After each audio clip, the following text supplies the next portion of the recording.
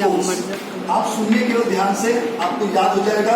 जहाँ पे कॉपी की जरूरत पड़ेगी मैं आपको बोल दूंगा कॉपी निकालने के लिए, ठीक है? जो थोड़े मोटे नोट्स हैं वो मैं आपको दे दूंगा, उसकी चिंता करने की आपको जरूरत नहीं है। देखिए, सबसे पहले हम बात करते हैं planning.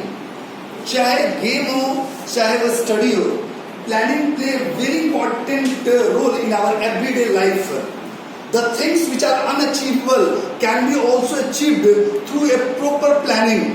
If you have got a proper planning and you implement them in this systematic manner, there is nothing impossible.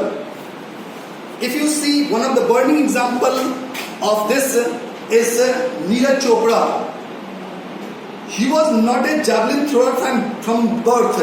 यदि आप यूरोपियन कंट्री में देखें, वहां क्या होता है, the people are train from the beginning. शुरुआत से ही, बचपन से ही बच्चे को उस तरीके से ट्रेन किया जाता है so that the child get expertized into that particular game और स्पोर्ट्स। यस और नो? इसीलिए यदि आप लोगों ने गौर किया होगा तो it is commented on the Indians that the Indian body structure is not supportable to any sports और game because we are not very conscious when in the beginning or in the childhood stage. उस कारण से क्या होता है, हमारी body structure उस तरीके से डेवलप नहीं होती है जो एक पर्टिकुलर स्पोर्ट्स को सपोर्ट कर सके। For example, if you are a swimmer, your this shoulders should be in the V shape rather than in U shape. लेकिन यदि आप उस तरीके से ट्रेन नहीं होते हैं तो कभी भी वी शेप में नहीं बनेगा, और आप कितने भी प्रैक्टिस कर लीजिए बाद में तो you will be not a very good swimmer, ठीक है? और यूरोपियन कंट्रीज में जो उस तरीके से बच्चों को शुरुआत से इस तरीके से डेवलप करते हैं, उनकी बॉडी स्ट्रक्चर भी उसी तरीके से डेवलप होती है। यदि हम नीरज चोपड़ा की बात करते हैं तो he was a person with a proper planning and वो बेसिकली ऐसा नहीं था कुछ उसको प्लेयर बनना था, वो तो अपना वेट घटाने के लिए वो जैवलिन थ्रो करना शुरू किया। लेकिन हाँ, उसने एक प्रॉपर प्लानिंग के तहत काम किया और उसको स्ट्रांगली इंप्लीमेंट किया अपने लाइफ में and he achieved the gold medal in the Olympic और नॉट, ठीक है? तो इसीलिए मैं कहता हूं कि if you have got a proper planning, then the things which are not achievable can be also achieved through a proper planning. Rather it will be a sports or education, no matters. ऐसा समझ में? तो आपको एक planning लेके चलना पड़ेगा। अभी भी आप लोग हैं जो बच्चे प्लानिंग लेके चलते हैं, उनकी लाइफ तो बहुत ही स्मूथ होगी। your work will become easier, ठीक है? You can do the things more effective manners. जो भी आप करोगे that will be more effective manner. तो that is only when you will be doing the things in a proper planning. ये नहीं कि मैंने यदि आप got a routine of studying for 3 hours, यदि वो रूटीन तुम फॉलो करते हो तब तो बहुत अच्छा है। नहीं, आज तो दोस्तों के साथ घूमने जाना है, आज तो पार्टी है, आज तो बर्थडे पार्टी है, फिर वो चीजें आपको अचीव नहीं हो सकती हैं जो आप अचीव करना चाहते हो, ठीक है? तो that's why we say that planning is very important in our life और not. Now the question arises, what is planning? Planning होता क्या है? प्लानिंग कहने का मतलब होता है it is a process of thinking and organizing the activity in a such a manner that make our work more easier and effective or not. Planning क्या है? एक तरह की सोच है और ऑर्गेनाइजेशन एक्टिविटीज की, जिससे कि हम अपने काम को आसान कर सकें और उसकी इफेक्टिवनेस को और बढ़ा सकें या नहीं बढ़ा सकें। ये तो बात है, हाँ या नहीं? यहाँ हवा लग रहा है इसका, ठीक। तो दुनिया में जितने भी लोग हैं सभी ने, यदि किसी भी एक आदमी को ले लो, किसी ने ऐसे नहीं कहा है कि प्लानिंग लाइफ में जरूरी नहीं है। यदि तुम भी एक अनबायस्ड मेथड में सोचो तो आपको भी ये चीज क्लियर मालूम होगा कि चाहे लाइफ हो, चाहे पढ़ाई हो, चाहे खेल हो, हर चीज में एक प्रॉपर प्लानिंग की जरूरत होती है। तुम लोग बहुत सारे बच्चे हो, कबड्डी वबड्डी खेलते हो, उसमें सबसे पहले क्या करते हो? तुम उस वीक कैंडिडेट को या उस वीक प्लेयर को चूज करते हो जिसका अटैक करना बहुत आसान होता है। कभी भी स्ट्रॉन्ग प्लेयर का अटैक नहीं किया जाता है, यस और नो? तो वो तुम्हारी प्लानिंग ही तो है। तुम नहीं भी चाहते हो कि प्लानिंग करना, फिर भी तुम्हारे दिमाग में प्लानिंग होगी। और प्लानिंग नहीं करना भी एक प्लानिंग है।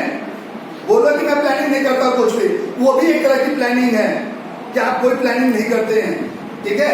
तो वो केवल एक चीज है कि उसको सिस्टमैटिकली आप उस चीज को इंप्लीमेंट कर पाते हैं या नहीं। अब आते हैं एग्जामिनेशन पॉइंट ऑफ व्यू से, प्लानिंग क्या है ये तो आपको समझ में आ रहा है, ठीक है।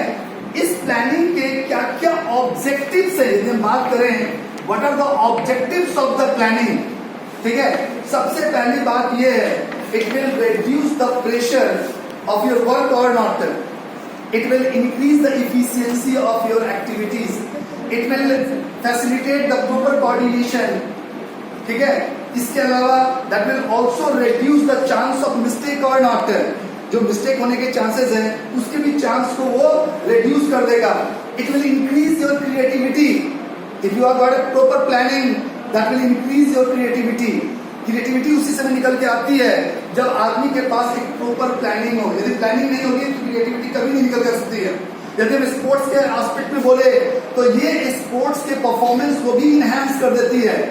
किसी भी टीम में यदि एक स्ट्रॉन्ग प्लेयर है या कुछ भी है, उसमें एक प्रॉपर प्लानिंग नहीं है तो वो कभी भी अपने गोल को इफेक्टिवली अचीव नहीं कर सकता है, ठीक है। तो इससे आपको क्लियर हो रहा होगा कि जो ऑब्जेक्टिव्स है प्लानिंग का, उससे हम न केवल एक टाइम रिड्यूस कर सकते हैं, अपने वर्क की इफिशियंसी को बढ़ा सकते हैं, अपनी क्रिएटिविटी को बढ़ा सकते हैं, ठीक है, जो मिस्टेक के चांसेस है उसको रिड्यूस कर सकते हैं। ये सारी चीजें आप किसके थ्रू अचीव कर सकते हैं? Through a proper planning. इसका एक छोटा सा एग्जांपल हम लोग लेंगे जिससे कि आपको समझना आसान हो जाए कि प्लानिंग स्पोर्ट्स में कहीं पे भी होता है वो बहुत जरूरी होता है। जैसे यदि हम किसी टूर्नामेंट को ऑर्गेनाइज करते हैं तो उसके लिए बहुत सारी कमिटीज और रिस्पॉन्सिबिलिटी की जरूरत होती है, नहीं होती है, ठीक है। तो यदि हम मान लीजिए एक टूर्नामेंट ऑर्गेनाइज करने की कोशिश कर रहे हैं, तो टूर्नामेंट ऑर्गेनाइज करना है हमें, तो उसके लिए मुझे वेरियस कमिटीज चाहिए। क्या चाहिए? वेरियस कमिटीज को फॉर्म करने की जरूरत पड़ेगी कि नहीं पड़ेगी? हाँ या नहीं? तो उसमें क्या होता है पहले ये समझिए। यहां से क्वेश्चन पूछा जाता है इसलिए मैं इसको इलाबोरेट कर रहा हूं। नॉर्मली यदि मुझे किसी भी टूर्नामेंट को ऑर्गेनाइज करना है तो उसके लिए मेरे पास एक प्रॉपर प्लानिंग होना चाहिए। एक सिस्टमैटिकली प्लानिंग को इम्प्लीमेंट करने के लिए मुझे कुछ कमिटीज की जरूरत होगी। उन कमिटीज को फॉर्म करने की जरूरत है या नहीं? जैसे मान लीजिए if I want to organise a particular tournament, तो उसका एक एडमिनिस्ट्रेटिव ऑफिसर होता है। क्या होता है? एडमिनिस्ट्रेटिव ऑफिसर होता है। He is responsible for all the organisation which is to be take place. और कोई भी गलती या कोई भी मिस्टेक यदि टूर्नामेंट में होता है तो ये रिस्पॉन्सिबल है। अब ये अकेले टूर्नामेंट ऑर्गेनाइज नहीं कर सकता है, तो ये क्या करेगा? अपने नीचे में एक कमिटी बनाएगा जिसे कहेंगे हम एग्जीक्यूटिव कमिटी। एग्जीक्यूटिव कमिटी वो कमिटी होता है जो किसी प्लानिंग को एग्जीक्यूट करने के लिए, एग्जीक्यूटिव कमिटी, तो जो एग्जीक्यूटिव कमिटी होगी वो उस प्लानिंग को एग्जीक्यूट करने के लिए रिस्पॉन्सिबल होता है। तो ये जो एडमिनिस्ट्रेटिव ऑफिसर है, he will give his planning and his ideas how he want to organize a particular tournament। तो वो जो भी आइडिया देगा, तो आइडिया तो उसने दे दिया कि मुझे एक टूर्नामेंट ऑर्गेनाइज करना है बहुत ही इफेक्टिव तरीके से। उस चीज को इंप्लीमेंट करने के लिए 3 से 4 आदमियों का एक एग्जीक्यूटिव कमेटी बनेगा। वो एग्जीक्यूटिव कमेटी हर चीज को एग्जीक्यूट करने के लिए रिस्पॉन्सिबल होगा। तो वो अपने नीचे कुछ ऑर्गेनाइजिंग कमिटीज बनाएगा। क्या बनाएगा? ऑर्गेनाइजिंग कमिटीज, ऑर्गेनाइजिंग कमिटी बनाएगा जो उसे ऑर्गेनाइज करने के लिए रिस्पॉन्सिबल होगा। जैसे कि पब्लिसिटी कमिटी। जैसे एक छोटा सा एग्जांपल लेते हैं, आईपीएल सब समझते हो। आईपीएल शुरू होने वाला होता है, उससे पहले देखना पब्लिसिटी होने की शुरू हो जाती है। और ऐसे पब्लिसिटी नहीं होती है, पब्लिसिटी इस तरीके से की जाती है, नहीं चाहते हुए भी आपको मालूम चल जाएगा कि किस दिन से आईपीएल शुरू हो रही है और उसमें ये प्लेयर्स और जैसे से ये सब कुछ किया जाएगा। तो वो सारा काम किसका होता है? पब्लिसिटी कमेटी का। यदि किसी चीज को भी लॉन्च करना है और उसकी इफेक्टिवनेस को बढ़ाना है तो आज के डेट में पब्लिसिटी उसकी बहुत जरूरी है, चाहे वो पेपर मीडिया के थ्रू हो या इलेक्ट्रॉनिक मीडिया के थ्रू हो, हर तरीके से पब्लिसिटी की जाती है so that the people can more and more people can be attach to that particular tournament. जितने ज्यादा लोग उससे अटैच होंगे उसको उतना ही ज्यादा फायदा आएगा नहीं है, इसीलिए तो कर रहे हैं। दूसरी बात, बोर्डिंग एंड लॉजिंग, जैसे मान लीजिए पब्लिसिटी किया, you are organising the tournament, so the various teams will be coming from the different places और नॉट, तो उनके रहने के लिए, उनके खाने के लिए प्रॉपर व्यवस्था होनी चाहिए या नहीं होनी चाहिए?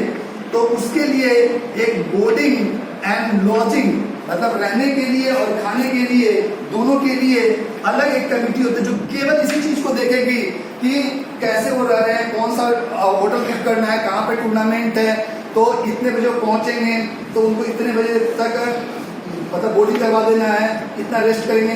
ये सारा काम जो होता है वो बोर्डिंग एंड लॉजिंग वाला होगा। एक बात बताओ, एक आदमी सारी चीजों को देखेगा तब इफेक्टिवनेस ज्यादा होगा, या हर चीज के लिए अलग अलग कमेटी होगी तब इफेक्टिवनेस ज्यादा होगी? हर चीज के लिए अलग अलग, तो इसी के लिए अलग अलग कमिटीज होती है। फिर जहां पे वो बोर्डिंग कर रहे होंगे वहां से फील्ड तक ले जाने के लिए एक ट्रांसपोर्ट फैसिलिटी होती है, तो ट्रांसपोर्ट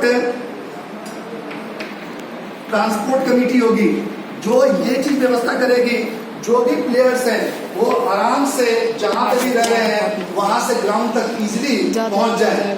इसके अलावा एक रिसेप्शन कमेटी होगी जो जब ग्राउंड में पहुंचेंगे, जब वो बोर्डिंग और लॉजिंग के लिए पहुंचेंगे तो उनको रिसीव करने के लिए वहां पे होना चाहिए नहीं होना चाहिए, या अनाथों की तरफ भेज देना चाहिए, चाहे ढूंढो अपना रूम सब नहीं होगा ना, तो उसके लिए एक रिसेप्शन कमेटी का होना जरूरी है। रिसेप्शन कमेटी,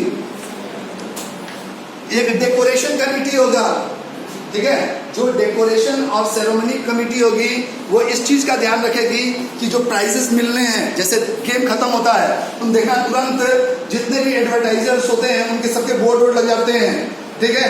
जिन्होंने ज्यादा पैसे दे रखे होंगे वो क्या चाहेगा, मेरा बोर्ड सबसे आगे हो या सबसे पीछे हो, तो वो चीज सब कुछ तो जो रिसेप्शन कमेटी है वही तो ध्यान रखेगी। नहीं तो जिसने पैसे ज्यादा दे रखे हैं उसको तुमने बोर्ड पीछे रख दिया, अगले दिन बोलेगा ठीक है बहुत कर दिया ना, हमारे पैसे वापस करो, हम नहीं कुछ करते हैं सब, तो वो भी ध्यान आपको रखना है, कमेटी को ध्यान रखना है। उसके लिए रिसेप्शन कमेटी हो ताकि इस तरह की कोई भी मिस्टेक न हो। जैसे ही खेल खत्म होता है तो ग्राउंड स्टाफ ग्राउंड के काम में जुट जाते हैं और जो रिसेप्शन कमेटी होता है वो तुरंत आफ्टर द गेम सेरेमनी में इन्वॉल्व हो जाते हैं, नहीं हो जाते हैं, so that will be coming under the reception committee. इसके अलावा ग्राउंड स्टाफ होंगे जो ग्राउंड की प्रिपरेशन करेंगे so that the ground can be properly in a state that the players do not get injured into it. तो ये सारी जो अलग अलग कमिटीज होंगी they will have a proper planning so that they can execute the ideas which were the administrative officer effectively or not. और हर एक committee की अपनी रिस्पॉन्सिबिलिटी है, तो एक प्रॉपर प्लानिंग है जिसके थ्रू हम एक टूर्नामेंट को ऑर्गेनाइज कर सकते हैं या नहीं कर सकते हैं, आया समझ में। So this way the various committee works to organise a tournament, आया समझ में। अब एक सवाल ये उठता है कि टूर्नामेंट क्या होता है, व्हाट इज टूर्नामेंट?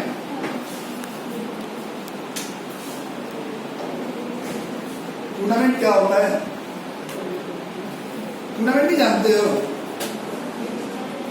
कोई भी कंपटीशन हम करवाते हैं किसी भी एक गेम में, ठीक है, so that we can get the best out of the all teams, so that is called as what, tournament.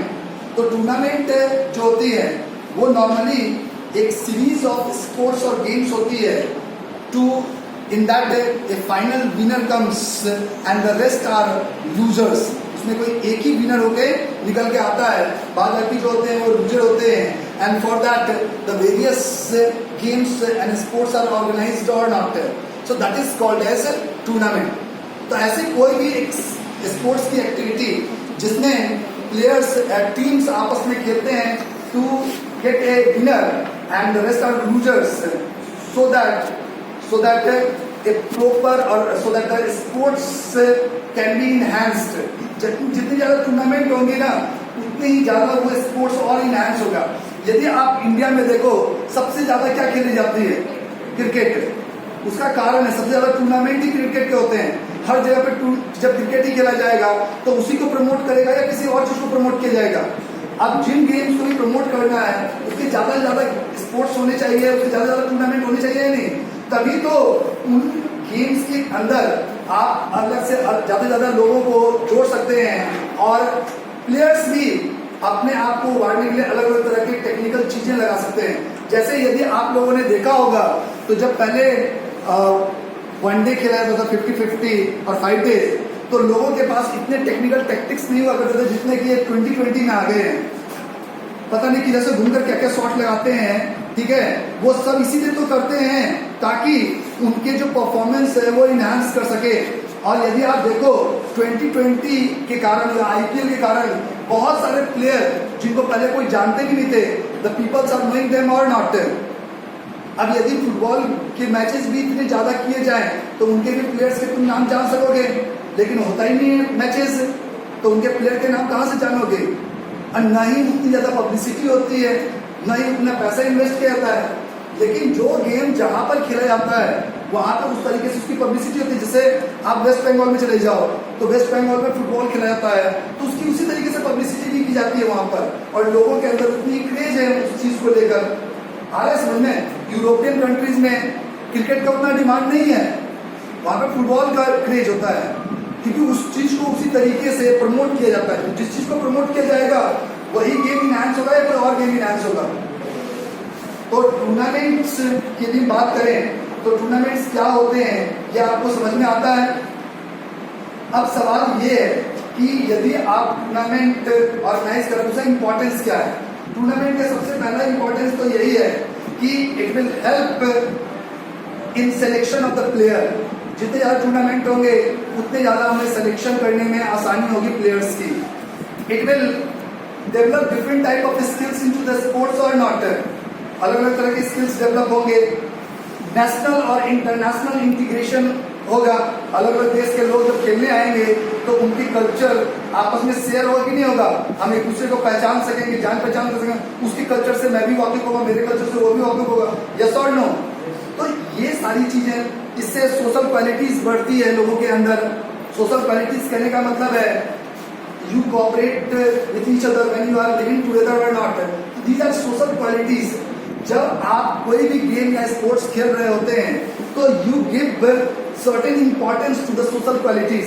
जैसे हम आपस में एक दूसरे को कोऑर्डिनेट करते हैं, हम एक दूसरे में रिस्पेक्ट करते हैं। मान लो हम स्पोर्ट्स खेल रहे हैं, तुम मुझे गाली दे रहे हो, मैं तुम्हें गाली दे रहा हूं, कोई किसी को रिस्पेक्ट करेगा नहीं। हम बड़े कॉर्डियल मैनर में एक दूसरे को रिस्पेक्टिव मैनर में बात करते हैं। तो सोशल क्वालिटी इंप्रूव हो रहा है नहीं हमारा, नेशनल और इंटरनेशनल इंटीग्रेशन हो रहा है। There is also a source of recreation and entertainment. जब स्पोर्ट्स ऑर्गेनाइज होता है तो जो देखने वाले होते हैं उनको रिक्रिएशन और इंटरेस्ट आता है या नहीं आता है। तो ये सारी चीजें जो होती हैं वो टूर्नामेंट से होती है। तो what are the importance of the tournament? Importance ये है it help in developing the social quality, it help in developing the national and international integrity, it help in improving the sports, it help in developing different skills of the sports, it help in recreation, it help in propagation of the sports. So these are certain importance of the tournament or not. तो importance क्या होता है tournament का, ये समझ में आया?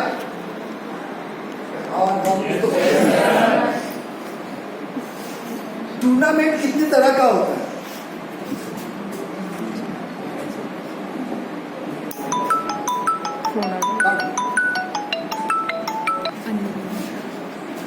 Tournament 3 तरह के होते हैं, मेनली तो 2 ही तरह के होते हैं। एक होता है लीग टूर्नामेंट और एक होता है नॉकआउट टूर्नामेंट, और एक होता है कॉम्बिनेशन, लीग और नॉकआउट का कॉम्बिनेशन।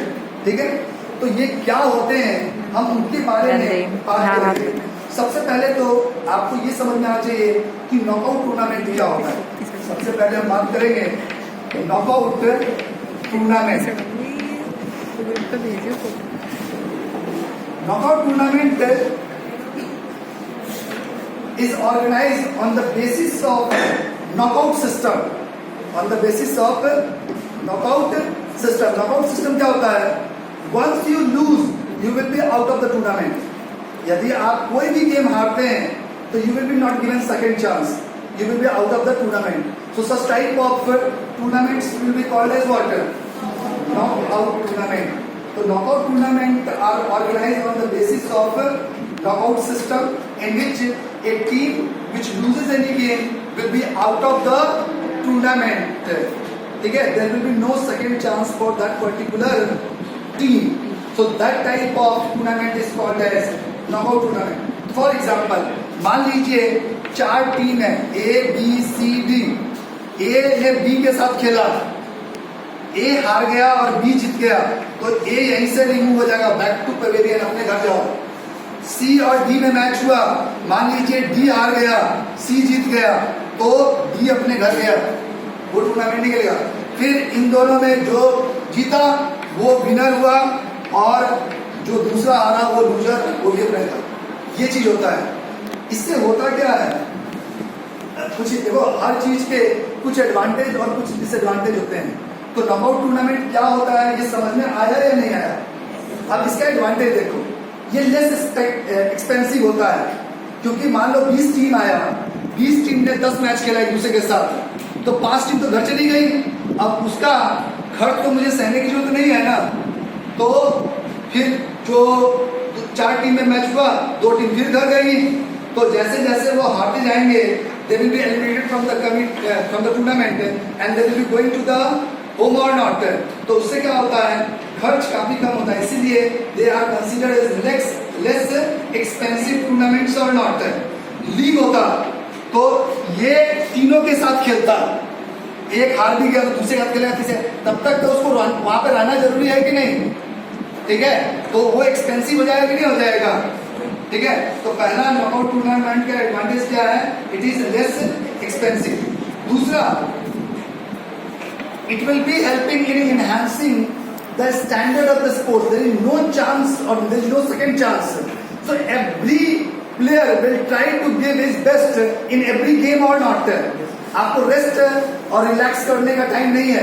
यदि आपने रिलैक्स किया तो you will be out of the tournament. तो हर एक टूर्नामेंट में वो अपना बेस्ट देने की कोशिश करेगा कि नहीं करेगा?